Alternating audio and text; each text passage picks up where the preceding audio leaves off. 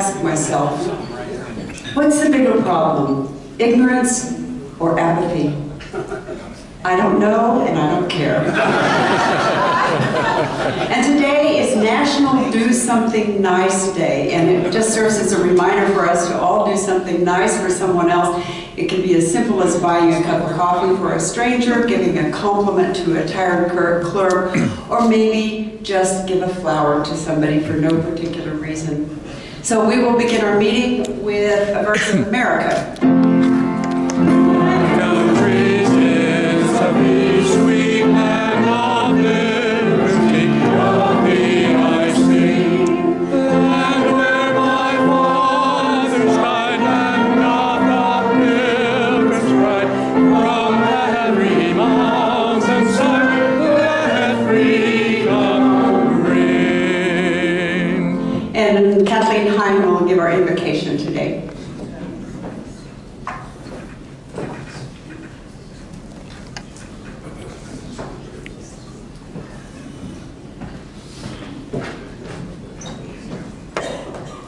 Please bow your heads with me in prayer.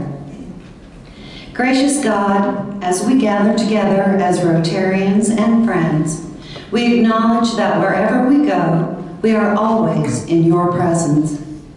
We pray that our actions may reflect this awareness as we seek you and as we count our many blessings. In the weeks and in the months ahead, clothe our lives with charity, deepen our lives with loyalty, and hallow our lives with integrity and peace. Help us to live our lives so that we may enhance the future of those whose lives we touch. And may your ever-present spirits guide us and our loved ones all of our days. Amen. And Frank Henderson will do our guest introductions today.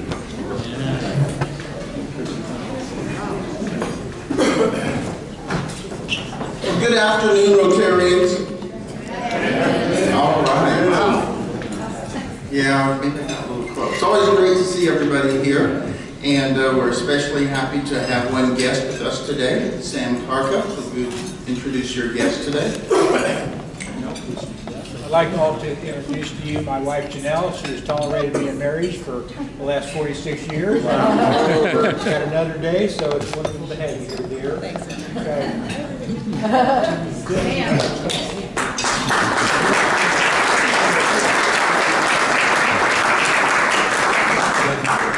And I've learned that Joni also has a guest this afternoon. I do. I am privileged to introduce Kim Ledbetter, and she will be speaking to us in a few minutes. Thank you. Welcome. Thank you, Frank. Our October featured charity this month is Polio-Plus, and this will be a highly leveraged donation, so every $5 you put into the cup this month will turn into $22.50, and you're going to hear a lot more about Polio-Plus today.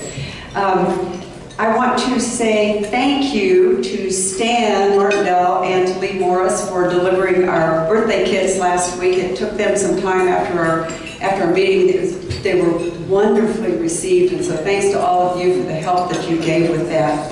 And now we have a red badge presentation, so Cheryl and Terry, if you'll make your way up here. And while that's happening, I will tell you that our first Soulmates is going to happen next Tuesday, and I believe it's 1 o'clock, so we don't yet have the email out. So we're going to actually put a little paper on the back table there by the badges. And if you can come next Tuesday afternoon, please go ahead and get your name on that list, and then we will also send an email.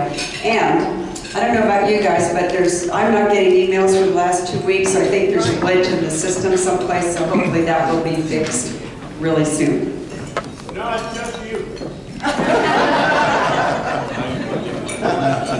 I'm thinking of some smarty remark.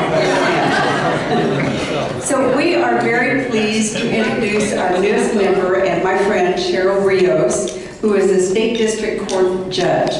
And we'd like to present her today with her new member packet, her red badge, which she will learn more about turning into a blue badge at orientation. We also have this year's Rotary pin, which I think is just really pretty and cool. It has a 4-way test on the back, and Cheryl, we'd like you to enjoy that for a while or forever and pass it on to someone else if you would like to share the gift of Rotary.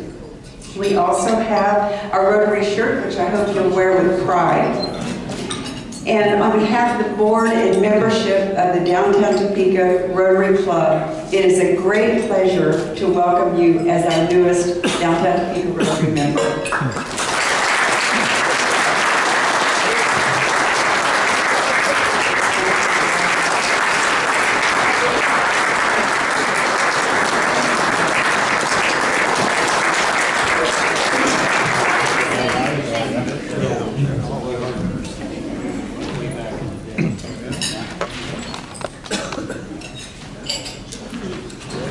A new member announcement today, and our newest applicant is Dr. Eric Grosvich, and I don't believe he's here today. Raise your hand. Eric works at Washburn University. He is an educational administrator and vice president for Student Life. So we're very pleased that he's applied, and hopefully within a week or so we will be able to tell you he's a new member. I want to do my duty and pass on to you and invite you to the Junction City Rotary Club's 100th anniversary celebration. There is, I believe it's on the slides here today, and it's later this month. So if any of you are free on that date, which is I think like the 27th, I could be wrong about that, but it'd be great to go and support them. Let's see, make sure I got everything. Okay, our program today is about Polio-Plus, and Sam Carkhuff has been so gracious and willing to help promote Rotary's efforts toward eradicating polio. So I'm going to turn the program over to him, and we will learn a lot today and hopefully encourage you to be very generous. So Sam?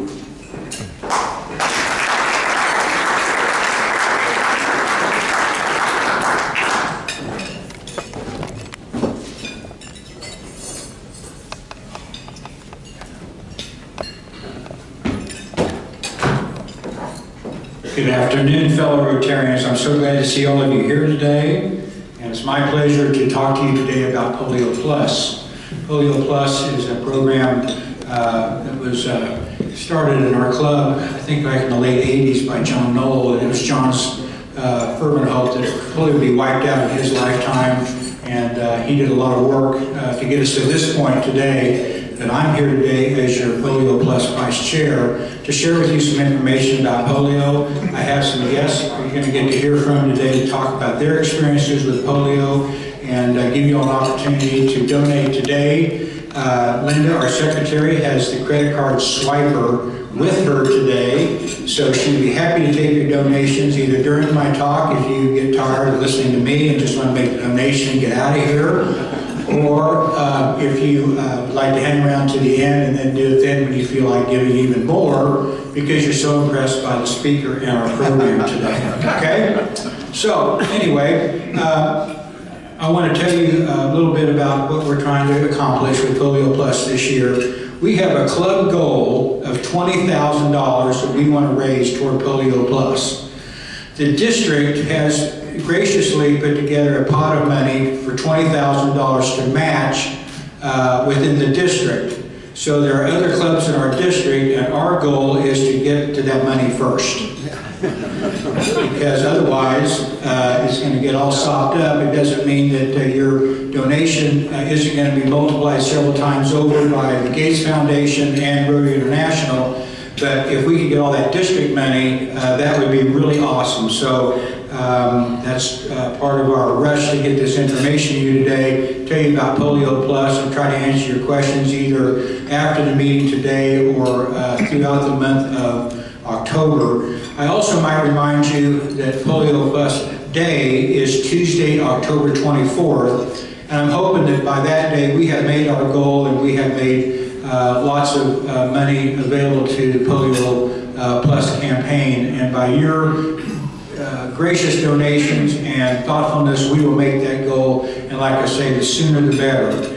I want to start out with a video that we have that we'd like to show you. It takes about 3 minutes or so, a little bit about Rotary International and the efforts on behalf of Polio-Plus. So, Linda.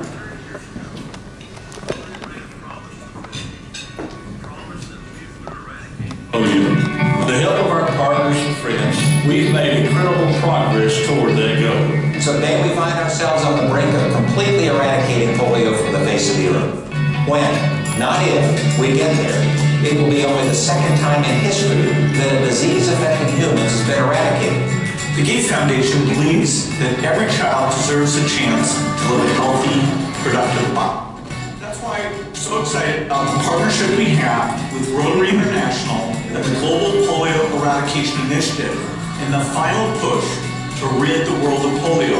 The work of the Global Polio Eradication Initiative redefines what is possible. It shows what we can achieve when countries cooperate around a clear goal. Africa, a rising continent, 1.2 billion strong.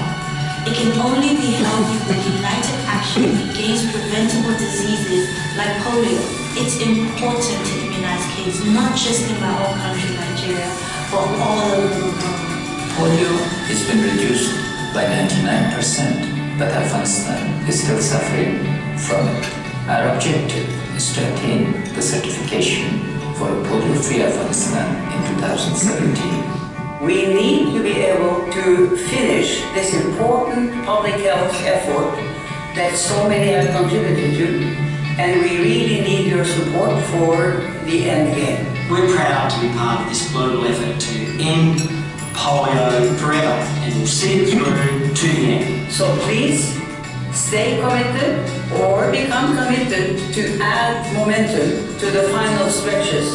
The lives that have been changed and enhanced by the work that Rotary has done cannot be underestimated or underappreciated.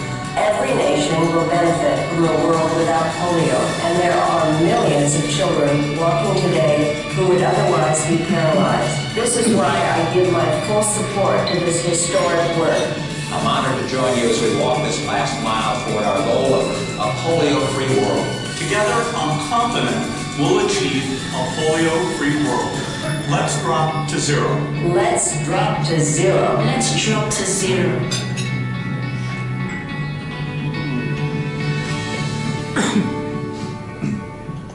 Okay, thank you.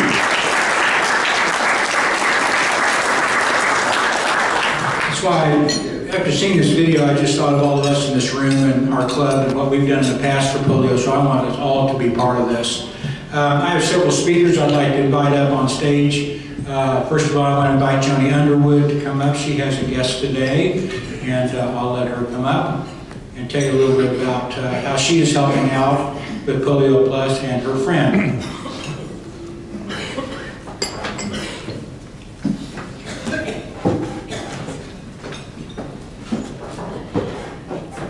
Good afternoon. Today is the first Thursday. Tomorrow is the first Friday. And you know, in Topeka we have a great tradition of First Friday Art Walk. So this summer, on Tuesdays, I had my granddaughter. And we went around to different stores in Topeka and did art projects. And one of those art projects was at Prairie Glass. And I'm sitting there talking to Kim, and I said, hey, would you help us out with Polio-Plus? And she agreed. Then, the next week, my granddaughter and I went to Leaping Llamas. And I talked to Angelica, and I said, would you help us out with Polio-Plus? Not knowing that she was a member of South Rotary. So they got together and agreed to be helping us out on First Friday Art Walk from 10 a.m. to 8 p.m. and will be contributing a portion of their sales to us for Polio-Plus. And I think that's a wonderful thing.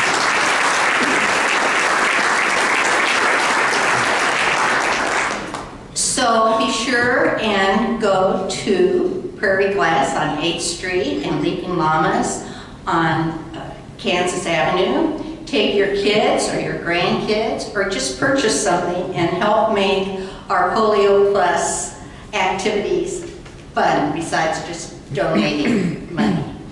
So I asked Kim if she would come and share with us why she's doing this. Thanks, Joni. I hate microphones, so am I doing okay here, you guys? Yeah. Okay. So I've actually started this with all my First Fridays. I want to give back to the community, but I work 50, 60, 70 hours a week. I love being buried in my studio, but I also want to connect with people. And so I thought, what could I do to give back to Topeka? So I decided to turn my First Fridays into fundraisers. So every month I have chosen a different nonprofit to give back to. So this month it is the Rotary Club for polio, which I think is a gift and a blessing that I get to give back in this way. We're going to give half of our sales, not profits, but sales, back to you guys. And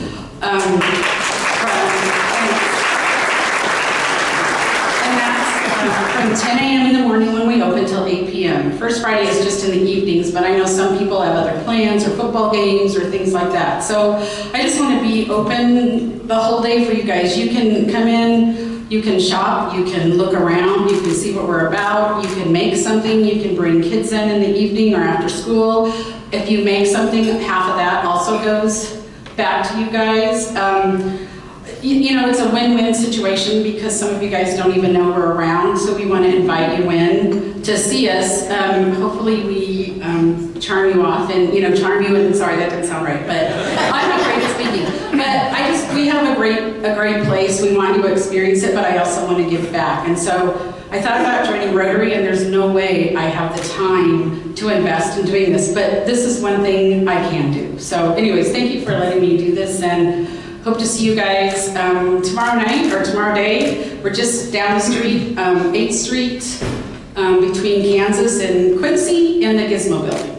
So thank you guys.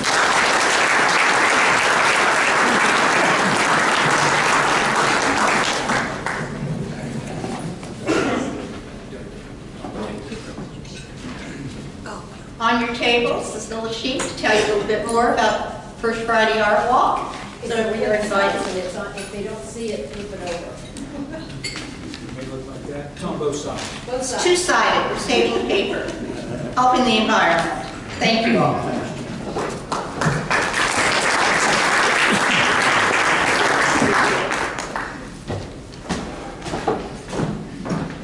I'd like to introduce two special guests today. One is my wife, Janelle, who you all were introduced to a little bit ago, and also my call. I'd like them to come up here. They have stories that they would like to tell you about their personal experiences with polio.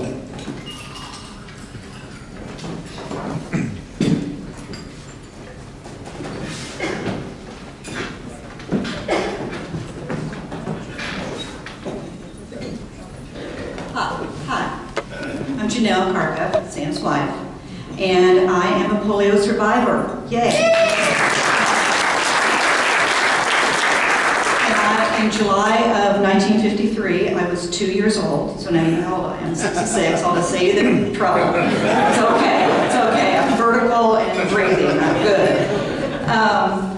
And my family went to a church picnic that day, and I came home and I kind of was not feeling well, and my mom, said, oh, you can just lay down for a while or whatever, and then I started having a fever, and after the third day, she could not get my fever below 100.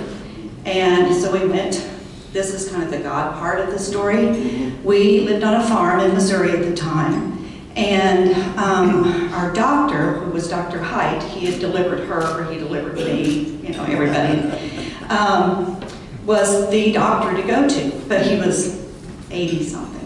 And so the community had raised money to send him back to his family, and I don't remember exactly where that was, but it was back east somewhere. And so he was gone. And so Mother kind of worried about that I wasn't going to have Dr. Hyde, but Dr. Thurber, who was the new guy that was going to eventually in a year or so replaced Dr. Hyde anyway, was there. And he was just, had, graduated from medical school and all that. And so he is the one that took a look at me and said, I think she has polio. And my mother always said that if it was Dr. Hyde, he would have probably sent me home and said, just keep doing what you're doing, she'll be okay in a few days, and I wouldn't have been. So I obviously always loved Dr. Thurber a lot. And, but anyway, so Dr. Thurber put me in, this was in Windsor, Missouri, and he put me in the hospital right away, and quickly found out that this was much more than the hospital in Windsor, Missouri could handle. And so he had written a note, some kind of note, up to Children's Mercy Hospital. And I brought with me, and to share with you, a lot of the doctors, his note that he wrote, a copy of it. I called Mercy Hospital a few years ago and said, can I have my records?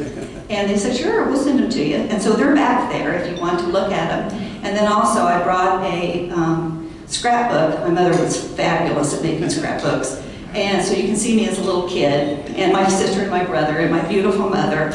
And so it's all back there. So they moved me to Children's Mercy Hospital pretty quickly.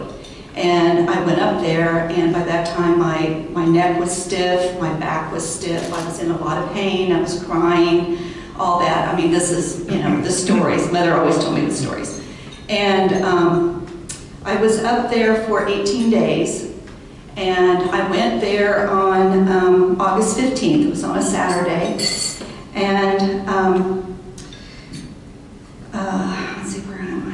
Okay, where's the hospital? Okay. When they dropped me off, they had to go. Of course, they couldn't stay. But also, they, after they had looked at me and said, yes, she definitely has polio. She will be here for, several weeks. We don't know how long. And they said, you are not allowed to come back until she is well, to go home, which, that's really hard to leave your 2-year-old there. But they knew that if they came back on the weekends to see me, then that would upset me again and all that. And so they didn't see me the whole time I was up there, which is amazing today to think about. My grandparents went with us also. I had to get them a blood.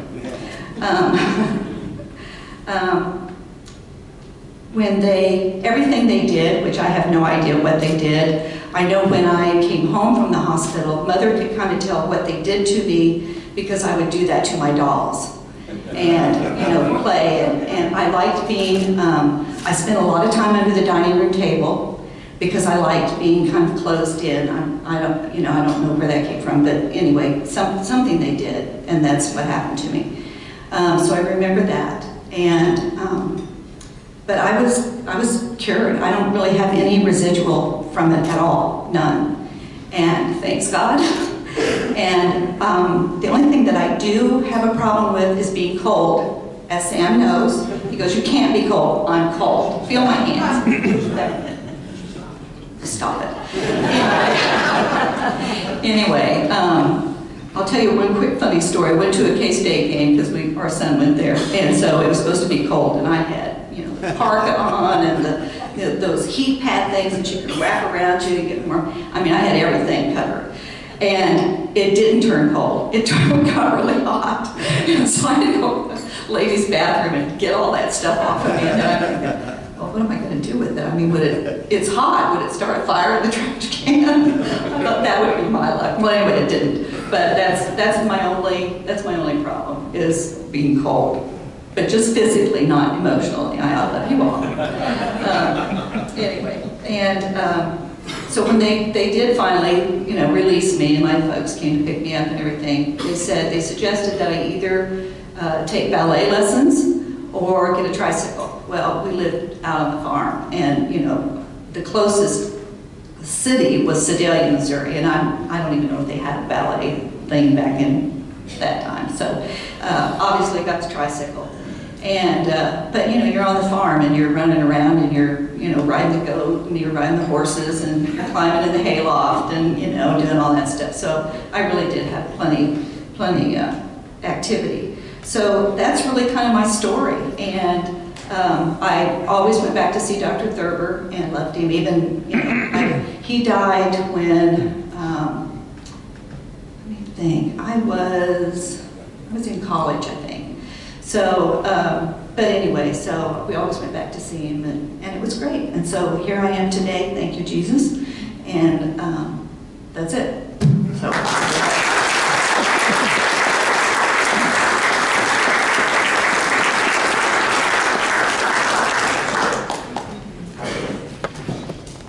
I don't know if you could all hear Sam's comment behind Janelle when she was speaking. I can hear him.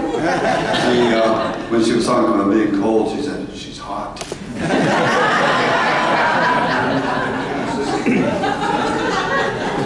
That explains why he's been married 46 years.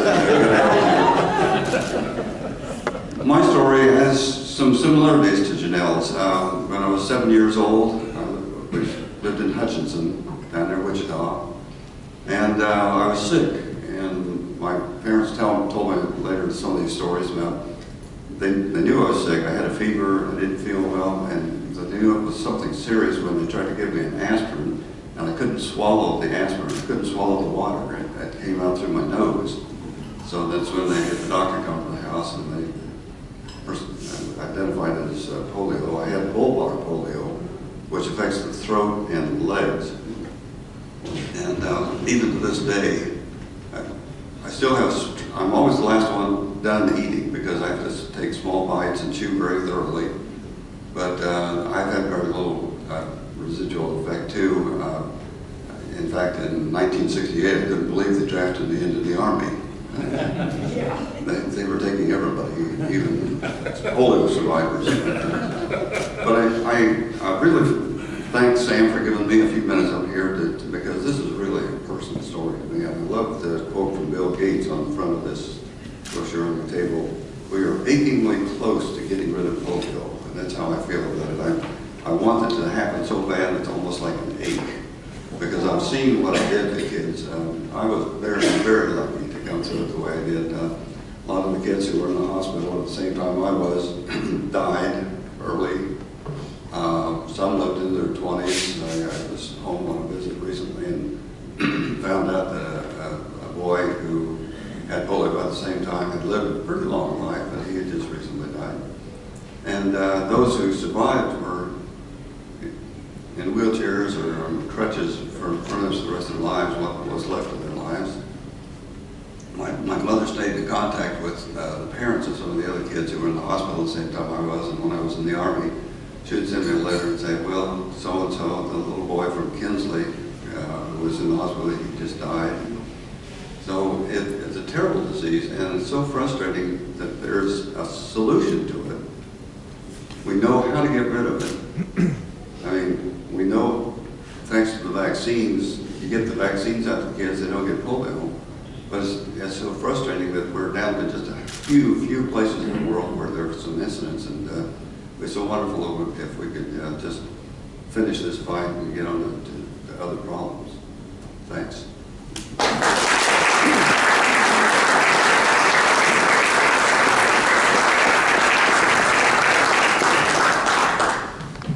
Thank you, Jill and Mike. We appreciate those stories, and it's tough to get up here and tell a room full of strangers what happened in your life, and I think that's really admirable of you all to do that.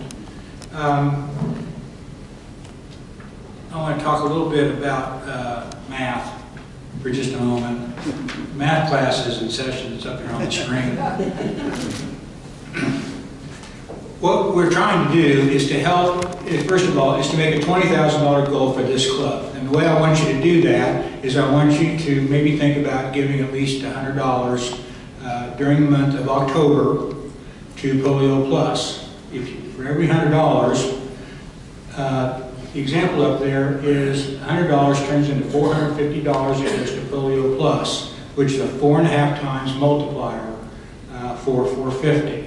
We have some folks in the club who are short maybe a few $100s of either getting their first Paul Harris Award or maybe another level on their Paul Harris. And you can check with Linda or me or even might drag Grace into this too, but we know who you are, so we can find you. So we would like you to get to your first Paul Harris Award if you're a little bit short by giving money during the month of October and helping us with Polio-Plus.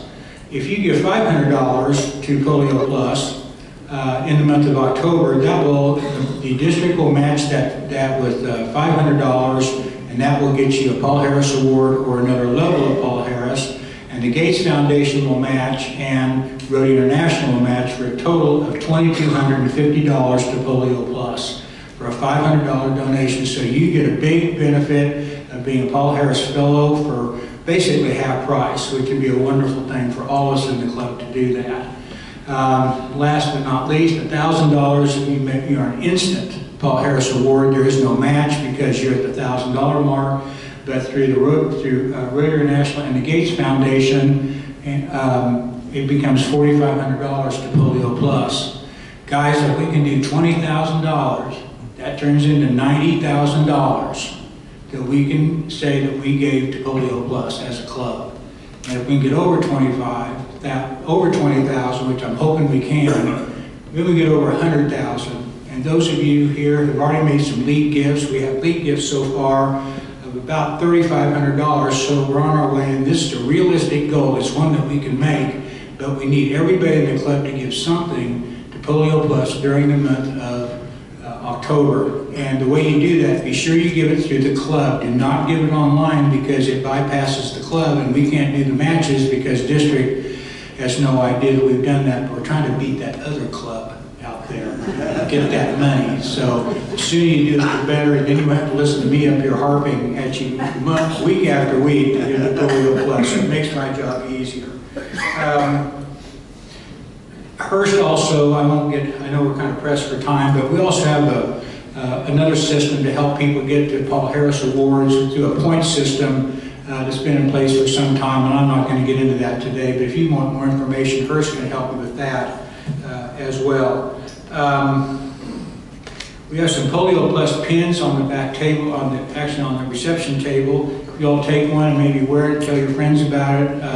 We can't do much with it. There's no match for their contribution, but it makes people aware of what we're doing as a club, both locally, nationally, and internationally as well.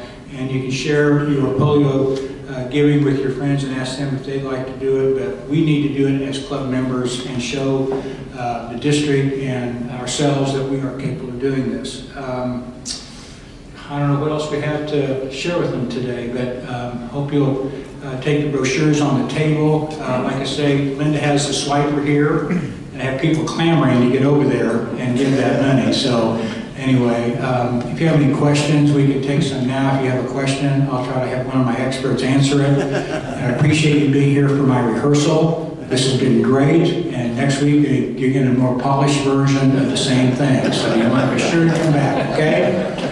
All right, thank you very much.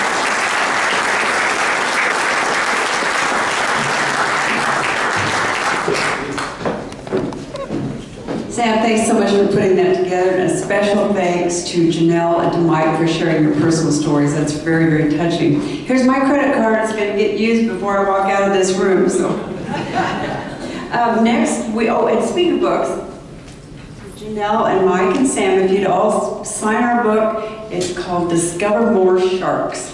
Let's go to Ross Elementary School. Next week, we will be right back here, and hopefully you get an email about it this time. Our speaker will be Mike Scott, who is the president of AT&T Kansas, and he's going to talk to us about the It Can Wait campaign. 2 weeks from today, we will be at the top of the tower, and Attorney General Derek Schmidt will be talking to us.